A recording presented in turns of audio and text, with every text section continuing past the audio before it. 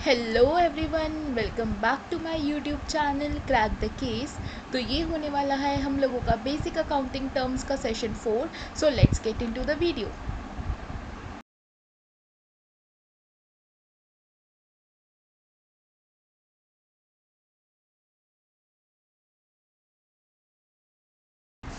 तो कल हमने जो लास्ट टर्म पढ़ी थी हमारी, वो थी हमारी डेटर्स। तो डेटर कौन होते हैं? जिनको हम गुड्स उधार पर बेचते हैं, ठीक है, जिन्हें हम उधार देते हैं, वो कौन होते हैं? हमारे डेटर्स, ठीक है।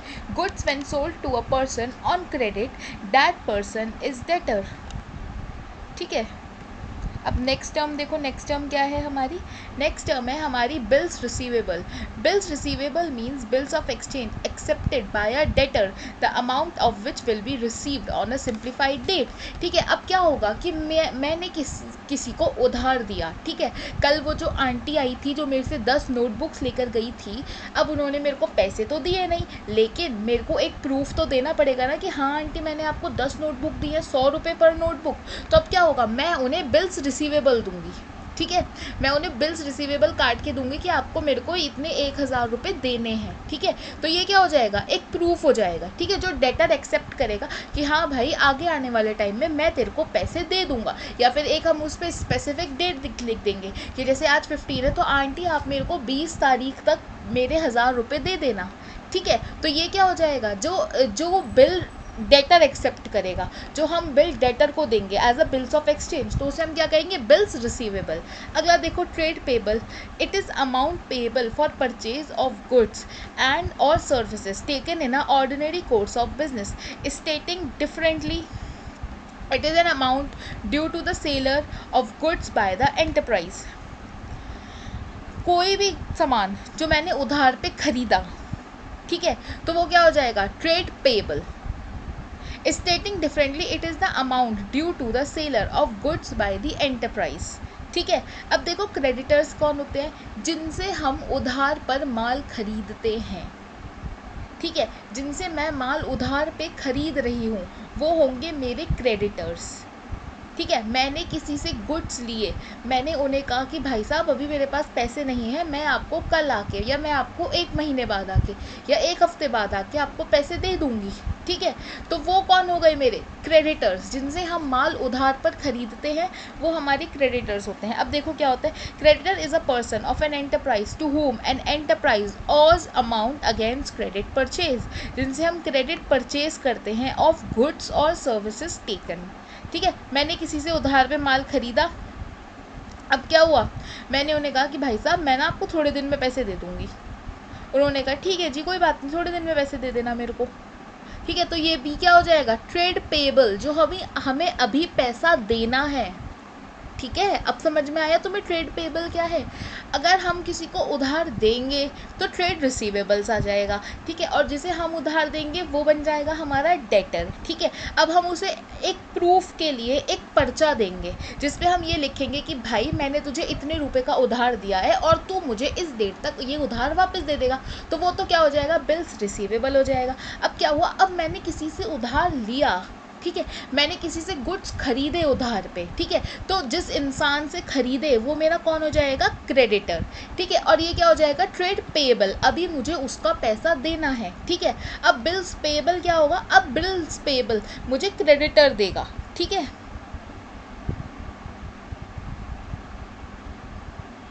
ठीक है। कि भाई कि जिसमें वो लिख के मुझे ये देगा कि भाई साहब आप ना मुझे इस डेट पे इतना पैसा दे दोगे, ठीक है। देखो, bills payable means bills of exchange accepted by the person और enterprise, the amount which will be payable on a specified date. अब वो मुझे दे या मैं उसे दूँ, ठीक है। जहाँ पे हम लोगों के बीच में एक क्या होगी, क्या बोलते हैं उसे, एक डील होगी कि हाँ ठीक है भैया मेरे को आप गुड्स उधार पे दे दो, मैं इस डेट पे आपका इतना पैसा वापस दे दूंगी। या वो मुझे कहेगा कि ठीक है मैं तेरे को गुड्स उधार पे दे रहा हूँ, लेकिन तू 3 महीने बाद या 2 महीने बाद मुझे मेरा पैसा वापस दे देगी। तो वो क्या हो जाएगा? बिल्स पेबल, ठीक है। जो चीज़ें हमें अभी पे करनी है उन्हें हम पेबल बोलते हैं, ठीक है। अगला देखो, कॉस्ट क्या हो गया? Cost is an amount of expenditure incurred और on attributable to a specified article, product or variety, ठीक है। अब जो भी हमारा पैसा लग रहा है, हमारे एक्सपेंसेस लग रहे हैं एक प्रोडक्ट को, एक आर्टिकल को बनाने में, उसे हम क्या कहते हैं? Cost of production. ठीक है।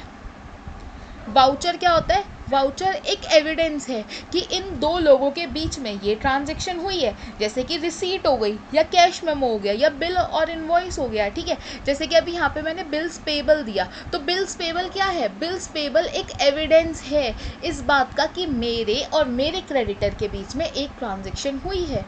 ठीक है। अगर हम लोग कहीं, जैसे सपोज करो तुम स्कूल जा रहे हो, स्कूल में जाके तुम अपनी फ़ीस भर रहे हो, तो वो लोग क्या देते हैं तुम्हें? Fees receipt. ठीक है। एक तो इसे कभी भी रिसिप्ट नहीं बोलते हम लोग। ठीक है। रिसिप्ट प्रोनाउंसिएशन इसकी बिल्कुल गलत है, हम इसे बोलते हैं receipt. P is silent. Okay.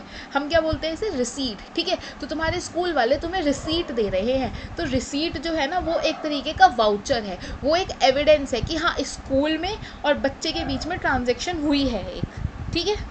जब कोई भी बिजनेस ट्रांजेक्शन होगी तो उसके बदले में जो भी उसके एविडेंसेस होंगे, कैश मेमो होगा या बिल्स ऑफ एक्सचेंज होगा या बिल्स पेबल होगा या फिर हमारी रिसीट होगी, तो ये सब क्या होंगे? ये एक एविडेंस होंगे कि हाँ इन दो लोगों के बीच में ना ये एक ट्रांजेक्शन हुई है। ठीक है। अब डिस्काउंट देखो, डिस्काउंट मांगने में तो हमारी मम्मियाँ एक्सपर्ट हैं, ये तो हम सबको पता है। कहीं पे भी जाके कहीं पे भी बार्गेनिंग करनी शुरू कर देती हैं और फिर हम लोग ऐसे हो जाते हैं कि ओ सॉरी हम तो इनके साथ हैं ही नहीं। ये तो हर बच्चे की आदत होगी, तुम सब मेरे से रिलेट कर पा रहे होगे, है ना? मेरी मम्मी भी बहुत बार्गेनिंग करती हैं। चलो, सो it is reduction in price of goods from the amount to be paid to a customer by the enterprise। ठीक है। जब एक हमने अमाउंट ऑफर करा एक कस्टमर को कि जी ये चीज़ तो 10,000 रुपये की है, और हमारी मम्मी का क्या बोलती है पीछे से? 150 रुपये दूंगा। ठीक है। ये एक मीम भी है, बड़ा फेमस हुआ था ये बीच में। तो ठीक है। हाँ, तो क्या होता है जब हम किसी को कुछ प्राइस ऑफर करते हैं कि भाई साहब ये तो ना 10,000 रुपये का है, और वो कहता है कि नहीं नहीं नहीं नहीं नहीं, अभी तो आप मेरे को डिस्काउंट दोगे इसके ऊपर, मैं तो इसके 8,000 रुपये दूंगा। ठीक है। तो जो बीच का जो था 2,000 रुपये, वो क्या हो गया? डिस्काउंट हो गया। ठीक है।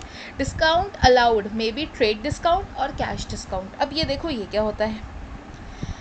Trade discount is the reduction in price by the seller to purchase of goods when they buy goods of certain quantity or value। जब हम एक पर्टिकुलर क्वांटिटी के गुड्स या एक पर्टिकुलर अमाउंट, एक पर्टिकुलर वैल्यू के गुड्स खरीदते हैं, और जो डिस्काउंट हमें देता है जिससे हम गुड्स खरीद रहे हैं, जिससे हम गुड्स परचेज कर रहे हैं, शॉपकीपर जब हमें कोई डिस्काउंट देता है for purchasing a particular quantity या पर्टिकुलर वैल्यू, कि जैसे कि मैंने 10 टीवी खरीदे।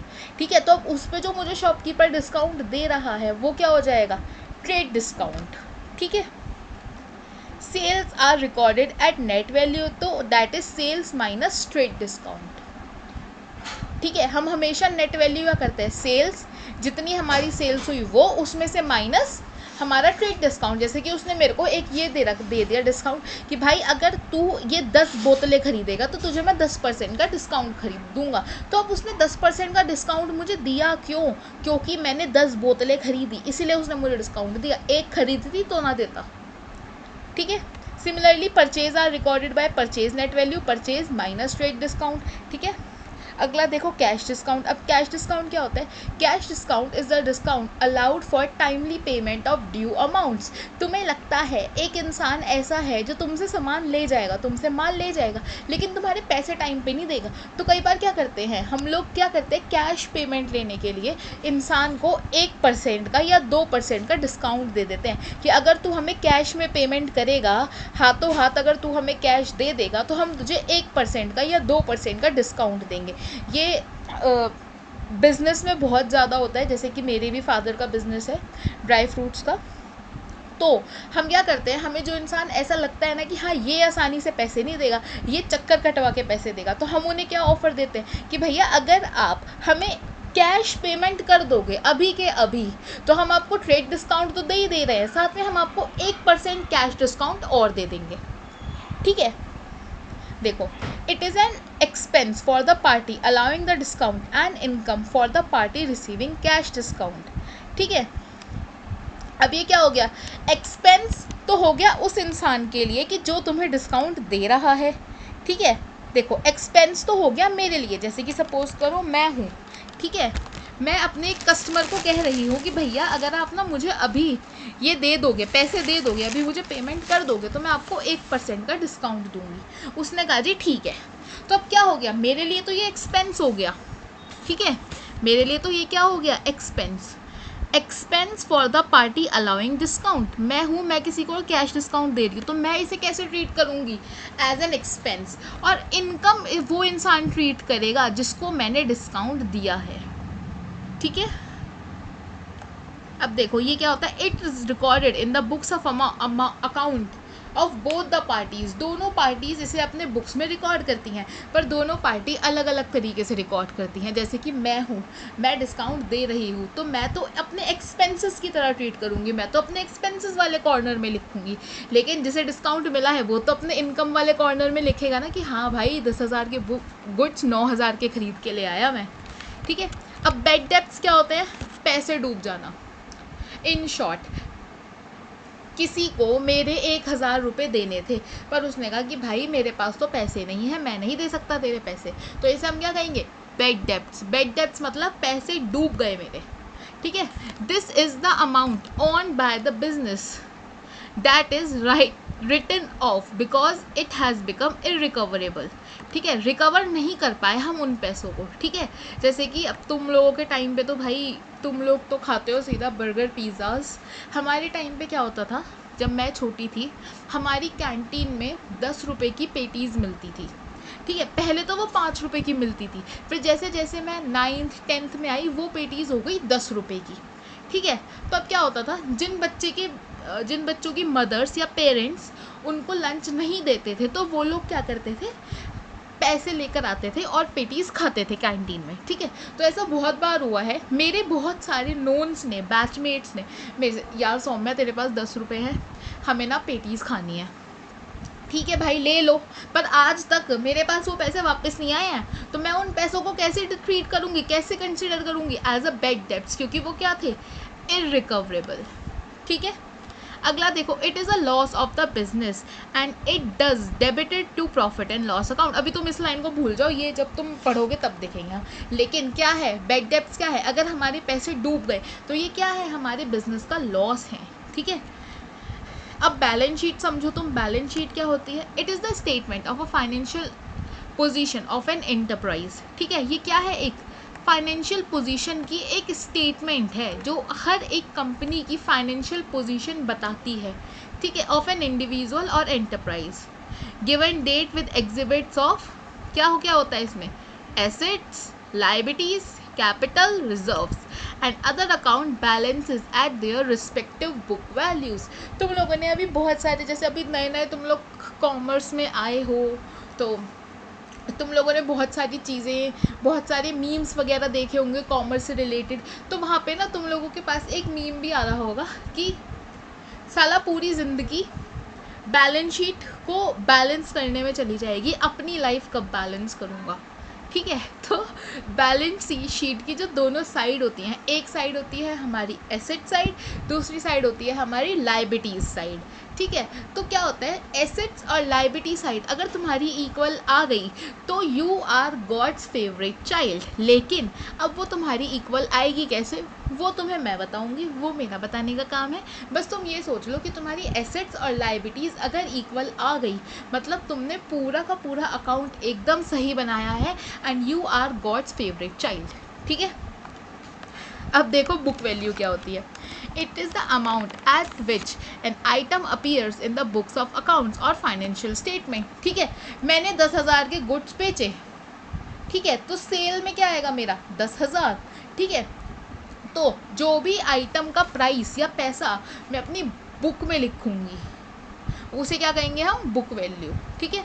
बुक्स ऑफ अकाउंट्स, अब ये क्या होता है, the records or books in which financial transaction of an entry are recorded and maintained, they called cash book, bank book, journal and ledger, ठीक है। अब बुक ऑफ अकाउंट्स क्या होगा, मैं अगर कुछ भी कर रही हूँ, मैं एक पेन लेकर आई अपने बिजनेस में, मैंने लिखा ₹5 स्पेंड ऑन पेन, ठीक है, या फिर ₹10 स्पेंड ऑन अ नोटबुक, तो ये क्या हो गया, बुक्स ऑफ अकाउंट्स में अपनी एक एक एंट्री जब अपनी बुक्स में लिख रही हूँ कि मेरा इतना पैसा यहाँ खर्च हुआ या मुझे इतने की इनकम हुई, ठीक है। जैसे कि हमारे पेरेंट्स हैं तो तुम्हारे पेरेंट्स भी लैपटॉप में लिखते होंगे या फिर नोटबुक्स में लिखते होंगे कि हाँ हमने इतना पैसा यहाँ पे खर्च करा, हमारे पास इतने पैसे आए, अब ताम झाम करके हमें इतने का प्रॉफिट हुआ। तो ये क्या हो गया, बुक्स ऑफ अकाउंट्स, ठीक है।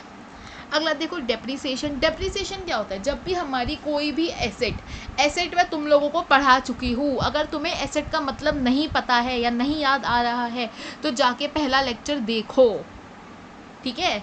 अब एसेट, जब भी हमारी कोई भी एसेट की वैल्यू डिक्रीज होती है तो उसे हम क्या कहते हैं, डेप्रीसिएशन, ठीक है। तुम एक स्कूटी खरीद के लाए थे 2020 में, ठीक है, 1 लाख की तुम स्कूटी खरीद के लाए थे, आज उस स्कूटी की वैल्यू 80,000 है, तो जो हमारे बीच के 20,000 थे वो क्या हुआ, डेप्रीसिएशन, मतलब हमारी एसेट पे, हमारी स्कूटी पे 20,000 का डेप्रीसिएशन लग चुका है अब तक 5 सालों में, ठीक है। Depreciation is the fall of value of an asset, ठीक है। और क्यों लगा है ये डेप्रीसिएशन, बिकॉज ऑफ यूसेज और विद एफ्लिक्स ऑफ टाइम और ऑब्सोलेंस और एक्सीडेंट, ठीक है, कि हम उसे कॉन्टीन्यूस यूज़ कर रहे हैं या फिर उसमें कोई एक्सीडेंट हो गया, ठीक है, या फिर उसकी बुक वैल्यू किसी भी तरीके से कम हो गई, ठीक है, कि टाइम के साथ वो ख़त्म हो गई चीज़, ठीक है। It is N allocation of cost of fixed asset in which accounting year during, छोड़ो। तो जब भी हमारी एसेट की बुक वैल्यू, हमारी एसेट की लाइफ कम होती है तो उसे हम क्या कहते हैं, डेप्रीसिएशन, ठीक है। अब एंटिटी क्या होती है, एंटिटी देखो अकाउंट्स में तुम अलग हो और तुम्हारा बिजनेस अलग है, ठीक है। मैं अगर अपने पापा का बिजनेस चला रही हूँ, इट मीन्स कि मैं एक अलग इंसान हूँ, लेकिन मेरे पापा का जो बिजनेस है वो एक अलग है, हम लोग 2 अलग अलग लोग हैं, ठीक है। तो जो मेरे पापा का बिजनेस होगा ना उसे मैं क्या कहूँगी, एंटिटी, ठीक है। Entity means economic unit which perform economic activities. अब इकोनॉमिक एक्टिविटीज़ क्या होता है, जो वो एक्टिविटीज़ जो हम पैसा कमाने के लिए करते हैं, ठीक है। Example Reliance industries, Bajaj auto, Maruti, ठीक है, ये सब क्या है, एंटिटीज़, ठीक है। तो जब भी हम बिज़नेस में बात करते हैं, बिज़नेस टर्म्स में बात करते हैं, तो जो बिज़नेस चलाने वाला होता है, ऑनर होता है, वो एक अलग इंसान होता है और बिज़नेस एक अलग चीज़ होती है। तो बिज़नेस को हम क्या कहेंगे, एंटिटी। अब business entity means an enterprise established in accordance with law, जो भी उसकी इस्टेब्लिश कैसे होगी, इस्टेब्लिशमेंट कैसे होगी, लॉ के अकॉर्डिंग होगी, ठीक है, to engage in business activities, ठीक है। Entry, a transaction and event when recorded in the books of accounts, ठीक है। जब मैं कोई भी ट्रांजेक्शन या कोई भी चीज़ अपनी बुक्स ऑफ अकाउंट्स में रिकॉर्ड करूँगी, जैसे मैंने अभी बोला था ना, परचेज पेन फॉर ₹5, ठीक है, मैंने ये क्या करा, एक बिजनेस ट्रांजेक्शन अपनी बुक्स ऑफ अकाउंट्स में रिकॉर्ड करी, तो ये क्या हो गई, एंट्री, ठीक है। अब इंसॉल्वेंट समझना तुम्हें बहुत मज़ा आएगा। इंसॉल्वेंट मतलब होता है दिवालिया निकल जाना, है दिवालिया निकल जाना क्या होता है, मतलब अब एक इंसान पैसे देने की पोजीशन में नहीं है, ठीक है, अपने डेब्ट्स, अपने बेड डेब्ट्स देने की पोजीशन में या फिर अपने उधार देने की पोजीशन में नहीं है, ठीक है, तो उसे हम क्या कहेंगे, इंसॉल्वेंट। जैसे कि बोलना नहीं चाहिए मुझे, किंगफिशर का मालिक विजय माल्या क्या हो गया था, वो इंसॉल्वेंट हो गया था, तो इसीलिए वो इंडिया छोड़ के भाग गया था, ठीक है। इंसॉल्वेंट इज़ अ पर्सन और enterprise which is not in a position to pay its debts, ठीक है, जो अपना उधार देने की पोजीशन में नहीं है, ठीक है। प्रोप्राइटर कौन होता है, जो बिजनेस चलाता है, ठीक है, जैसे कि मैं हूँ, मैं अपने पापा के बिजनेस की कौन हूँ, प्रोप्राइटर, ठीक है। A person who makes the investment करती हूँ मैं, ठीक है, and bears all the risk, सारे के सारे रिस्क मैं ही बियर करती हूँ, क्या पता मेरा ये प्रोडक्ट मार्केट में बिके या ना बिके, ये भी तो क्या है, एक रिस्क ही तो है। Associated with the business is called a proprietor, ठीक है, प्रोप्राइटर इन्वेस्टमेंट करता है और प्रोप्राइटर ही सारे के सारे बिजनेस रिस्क उठाता है, ठीक है। अब देखो रिबेट क्या होता है, reduction in price allowed by the seller of goods after the goods have been sold, ठीक है, गुड्स जब हमने बेच दिए उसके बाद कुछ रिडक्शन इन प्राइस अलाउ करना, ठीक है, उसे हम क्या कहेंगे, rebate. Rebate is offered and allowed on sales competent in the past. देखो अब तुम ना, देखो रिबेट तुम छोड़ो, अभी तुम रिबेट मत पढ़ो, रिबेट आगे आएगी ना तुम लोगों के में, तो मैं तुम्हें रिबेट समझा दूंगी, बट अभी तो तुम लोग रिबेट मत पढ़ो, ठीक है, अभी तुम रिबेट छोड़ दो. अब देखो सॉल्वेंट, सॉल्वेंट कौन इंसान होता है. अब इंसॉल्वेंट का मतलब क्या होता है, जो इंसान अपने डेप्थ देने की पोजीशन में नहीं है. लेकिन सॉल्वेंट कौन हुआ, इसका ऑपोजिट, जो इंसान अपने खर्चे अपना उधार दे सकता है, वो कौन हो गया हमारा solvent. Solvent is a person और enterprise which is in a position to pay its debts. ठीक है, सॉल्वेंट कौन हो गया, जो अपने खर्चे देने की, अपने उधार देने की पोजीशन में है. सो ये थी तुम लोगों की basic accounting terms. 37 accounting terms हमने पढ़ी हैं जो तुम्हारे लिए इम्पॉर्टेंट हैं. और अगर तुम्हारे स्कूल वाले इनसे अलग से कुछ अकाउंटिंग टर्म्स कराते हैं तो तुम लोग मुझे वो भी बता देना, मैं तुम लोगों को वो भी समझा दूँगी. तो कल हम लोग स्टार्ट करेंगे अपना प्रिंसिपल्स ऑफ अकाउंटिंग. उसके बाद 2 दिन हमारा चलेगा बिजनेस स्टडीज़. बिजनेस स्टडीज़ में मैं कोशिश करूँगी तुम्हारा एक टॉपिक और ख़त्म करा के फिर फ्राइडे को हम लोग केस स्टडीज़ डिस्कस करेंगे. और उसके बाद नेक्स्ट 2 दिन तुम्हारा चलेगा इकोनॉमिक्स. तो that is it for this session. Will see you guys in the next session. ऐसे ही पढ़ते रहो प्यार से, अच्छे से, तमीज़ से. और कॉमर्स तुम्हें बहुत इंटरेस्टिंग लगेगा. कॉमर्स ने मेरी भी लाइफ बदली थी जब मैं 11th क्लास में आई थी. ऐसे ही अगर तुम में से कोई पढ़ाई में थोड़ा सा वीक है तो टेंशन मत लेना, मैं हूँ तुम लोगों के लिए यहाँ पे. ठीक है, so that is it for this session. Okay, thank you, bye.